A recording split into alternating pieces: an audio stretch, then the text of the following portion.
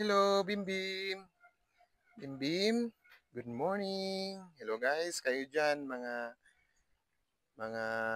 kabataan ngayon, dapat mag-alaga kayo ng kambing. Iwas-iwasan na natin yung bisyo, yung pag-iinom, pagbabarkada, kasi walang naidudulot na maganda yun sa atin. Instead na yung oras nyo, ilaan nyo na lang sa pag-aalaga ng hayop, kagaya ng pagkakambing. Tingnan nyo naman ito.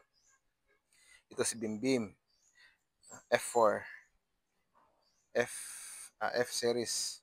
Anglo Nubian. Buntis na ito guys. Excited ako dito na manganak ngayong first week of February. So aside sa iniiwasan ko na yung pagbabarkada, pag-iinom, ayun, tingnan nyo naman yung aking pabahay na kabing. Ayan sila, puro babae yan lahat. Puro babae yan. Iwasan na natin ang pagbabarkada guys, pag-iinom at kung ano-ano pang mga bisyo. Dapat ilaan na natin sa pag-aalaga ng kambing.